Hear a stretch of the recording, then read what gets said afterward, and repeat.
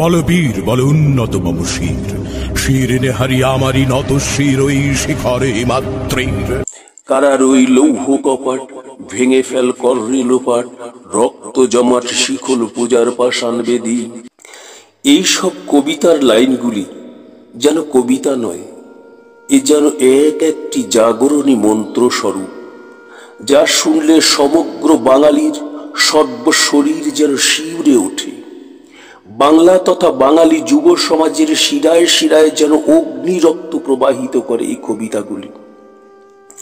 বাংলা সাহিত্যে ধূমকেতুর মতো আবির্ভূত হয়ে যিনি তার এই অগ্নিঝরা লেখনীর দ্বারা বাঙালির ঘুম ভাঙিয়েছিলেন, তিনি ছিলেন বিদ্রোহী কবি নজরুল ইসলাম।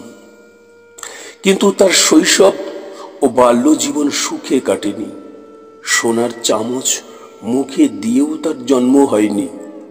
প্রচন্ড দারিদ্র্যের সাথে সংগ্রাম করেই তাকে জয়ী হতে হয়েছিল।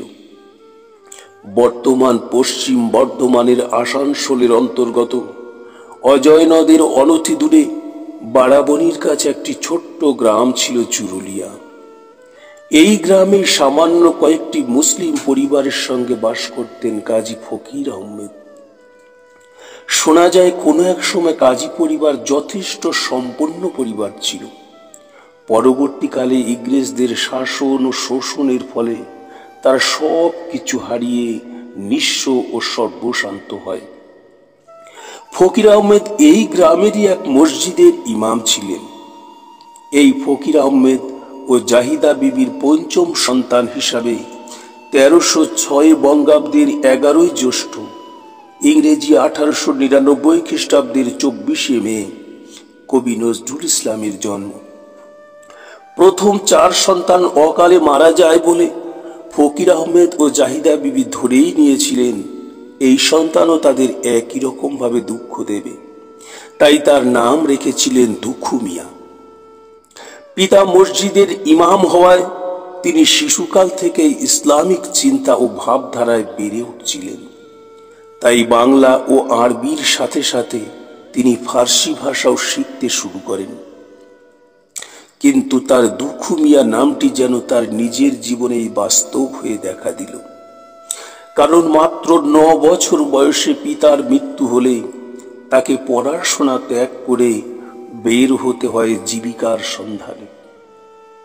এ সময় কাকা বজলে করিমের প্রভাবে তিনি যোগ দেন লেটো গানের দলে। গান গাওয়ার সাথে সাথে তিনি পালা গান, ছড়া গান ও কবিতাও রচনা করতেন। তার এই প্রতিভায় উৎসাহিত হয়ে কয়েকজন সহৃদয় ব্যক্তির সাহায্যে তিনি ভর্তি হন রানীগঞ্জ সিয়ারসোল রাজ স্কুলে। কিছুদিন পর তিনি ভর্তি হন মাতৃ ইংরেজি স্কুলে, যার বর্তমান নাম নবীনচন্দ্র ইনস্টিটিউশন। এই স্কুলের প্রধান শিক্ষক ছিলেন কবি সাহিত্যিক কুমুদ রঞ্জন মল্লিক। তার সান্নিধ্য নজরুলকে ভীষণভাবে অনুপ্রাণিত করেছিল। এখানে তিনি 6ষ্ঠ শ্রেণী পর্যন্ত পড়াশোনা করেছিলেন, কিন্তু আর্থিক বাধা এখানেও তাকে বেশি দিন টিকতে দেয়নি। বিদ্যালয় ছেড়ে তিনি যোগ দেন বাসুদেবের কবি দলে। ওই অল্প বয়সেই তিনি বড় বড় কবি গায়নদের সঙ্গে পাল্লা দিয়ে দর্শকদের মন কেড়ে নিয়েছিলেন। কিন্তু এক্ষেত্রেও তিনি বেশি দিন টিকতে পারেননি। ওই অল্প বয়সেই তিনি নিয়েছিলেন এক রেল কর্মীর খানসামার কাজ। এখানেও তিনি থাকতে পারেননি। শেষ পর্যন্ত আসানসোলের এক রুটির দোকানে মাসিক 5 টাকা বেতনের কাজ তিনি নিয়েছিলেন। দোকানের কাজের ফাঁকে ফাঁকে তিনি যেসব ছড়া, কবিতা ও গান রচনা করতেন তা দেখে আসানসোলের এক পুলিশ অফিসার রফিজুল্লাহ সাহেবের মায়া হয়। এই রফিজুল্লাহ তাকে নিয়ে যান ময়মনসিংহের দানিরামপুর হাই স্কুলে এবং সেখানে তাকে 7ম শ্রেণীতে ভর্তি করে দেন। কিছুদিন পর তিনি পুনরায় আসানসোল ফিরে আসেন এবং দ্বিতীয়বার ভর্তি হন রানীগঞ্জের সিয়ারসোল রাজ স্কুলে। এখানে তিনি 8ম শ্রেণী থেকে 10ম শ্রেণী পর্যন্ত পড়াশোনা করেছিলেন।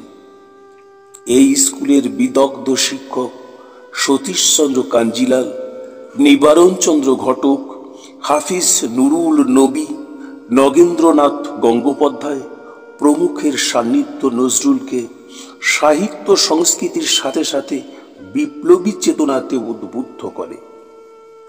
1917 সালের শেষ দিকে প্রথম বিশ্বযুদ্ধের মধ্যবর্তী সময়ে কবি প্রিটেস্ট না দিয়ে হঠাৎ সেনাবাহিনীতে যোগদান করেন। 49 বেঙ্গল রেজিমেন্টের একজন সাধারণ সৈনিক থেকে তিনি হাবিলদার পর্যন্ত উন্নীত হয়েছিলেন। সহ সৈনিকদের সাথে বিভিন্ন বাদ্যযন্ত্রের সাথে সাথে সাহিত্য ও সঙ্গীতের চর্চাও তিনি সেখানে চালিয়ে যাচ্ছিলেন। শোনা যায় এ সময় করাচি সেনানিবাসে থাকার সময় মুসলিম পাঞ্জাবি মৌলবীদের কাছ থেকে তিনি ফার্সি ভাষাও শিখতে শুরু করেছিলেন।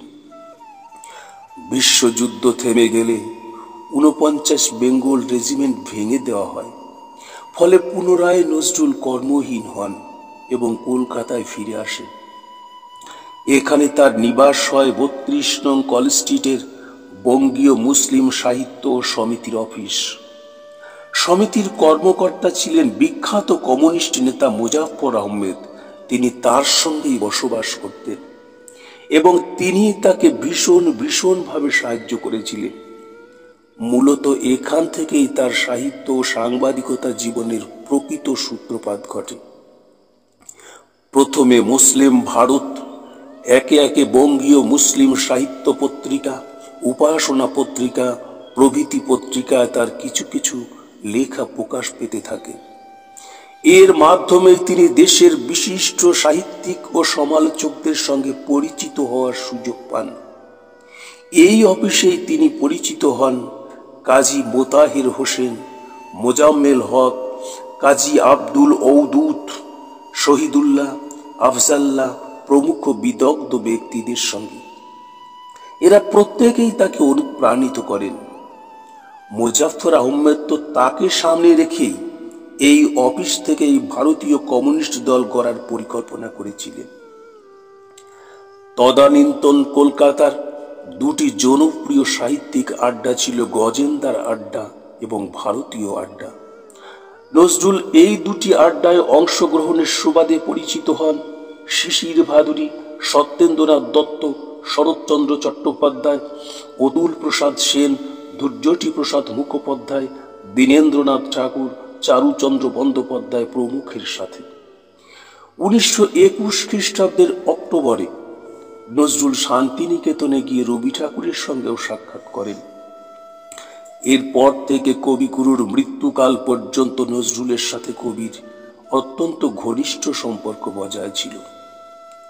1921 সালে তার সঙ্গে সাক্ষাৎ হয় প্রকাশক আলী আকবর খানের সঙ্গে। এই আলী আকবরই কবিকে নিয়ে যান কুমিল্লার বিরজা সুন্দরীর বাড়ি, যেখানে নজরুলের সঙ্গে সাক্ষাৎ হয় আশালতা সেনগুপ্তের সঙ্গে। প্রথমে পরিণয় ও পরে তারা বিবাহ বন্ধনে আবদ্ধ হন। এই আশালতারই কবি নাম রেখেছিলেন প্রমীলা। অবশ্য তার পূর্বে নজরুলের বিয়ে ঠিক হয়েছিল আলী আকবর খানের শালিকা নার্গিসের সঙ্গে। বিবাহ হয়েও গিয়েছিল। বিবাহ শেষে নজরুলকে ঘর জামাই থাকতে বলা হলে তিনি রাজি হননি, যা নিয়ে চরম মতানৈক্য শুরু হয়, যা এমন পর্যায়ে পৌঁছায় যে নজরুল বাসরের পূর্বেই বিবাহ বাসর ছেড়ে চলে আসেন এবং হাজির হন কুমিল্লার বিরজা সুন্দরী দেবীর বাড়ি। এই সময় নজরুল খুব অসুস্থ হয়ে পড়েন। প্রমীলা দেবী তাকে সেবা যত্ন করে সুস্থ করে তোলেন এবং এক সময় তারা বিবাহ বন্ধনে আবদ্ধ হন।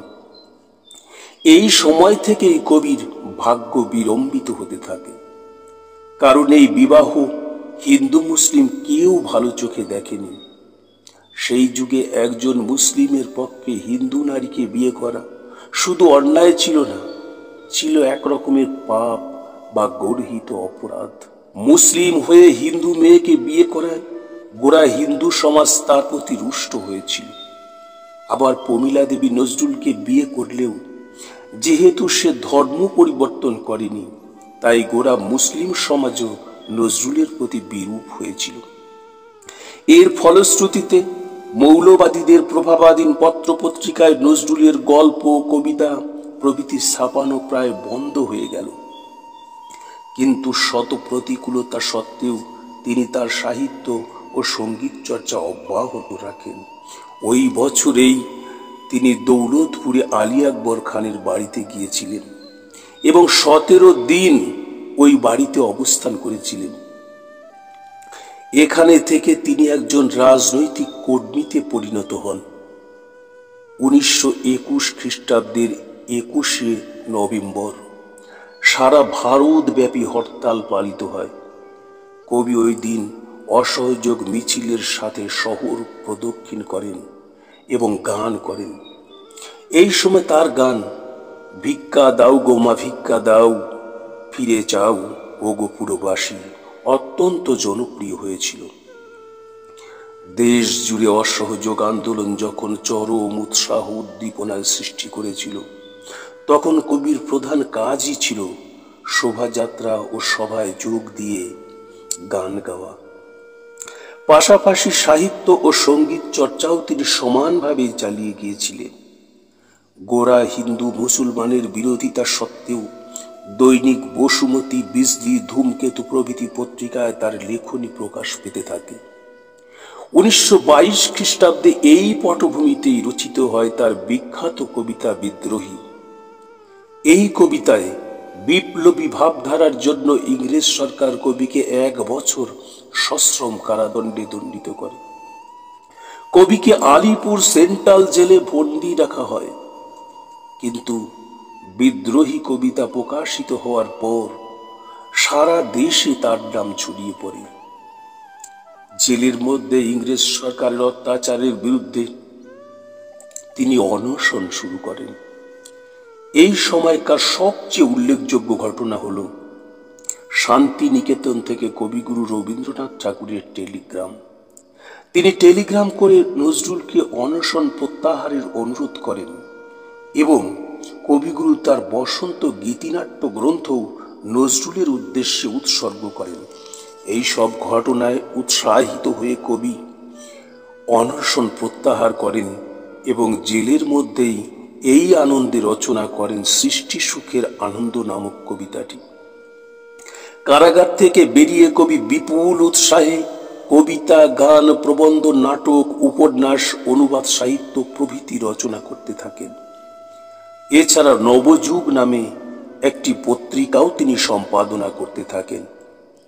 ওই পত্রিকায় তিনি ইসলাম সহ বিভিন্ন ধর্মের গোঁড়ামির বিরুদ্ধে তীব্র সমালোচনা করতে থাকেন, যে কারণে তিনি মৌলবাদীদের শত্রুতে পরিণত হন। ইতিমধ্যে কবির সাংসারিক জীবনেও ঘনীভূত হয় ঘন কালো মেঘ। কবির 4 সন্তান হয়। হিন্দু ও মুসলিম সংমিশ্রণে কবি তাদের নাম রেখেছিলেন কৃষ্ণ মোহাম্মদ, অরিন্দম খালেদ, কাজী সব্যসাচী এবং কাজী অনিরুদ্ধ। কিন্তু কবির কনিষ্ঠ সন্তান জন্মের কিছুদিন পর থেকেই কবিপত্নী প্রমীলা দেবী ধীরে ধীরে অসুস্থ হতে শুরু করেন। এমনকি এক সময় তিনি গুরুতর অসুস্থ হয়ে পক্ষাঘাতগ্রস্ত হয়ে পড়েন। ঘরে বাইরে চরম বিপদের দিনেও কবি কিন্তু তার লেখনী থামাননি। কিন্তু নিয়তির কি করুণ পরিহাস, কয়েক বছর পর তিনি নিজেও হয়ে পড়েন চরম অসুস্থ, অথর্ব, নির্বাক এবং পক্ষাঘাতগ্রস্ত। এই অবস্থায় কবির শাশুড়ি গিরিবালা দেবী বুক দিয়ে আগলে রেখেছিলেন কবির সংসার। দ্বিতীয় খণ্ডে আলোচনা করব কবির জীবনের সেই মর্মান্তিক করুণ কাহিনী। যদি নজরুলের জীবনের সর্বাপেক্ষা বেদনাদায়ক ওই অংশটি জানতে চান, তবে আমার চ্যানেলকে সাবস্ক্রাইব করে আমার সঙ্গে থাকুন। দেখা হবে দ্বিতীয় খণ্ডে। ধন্যবাদ।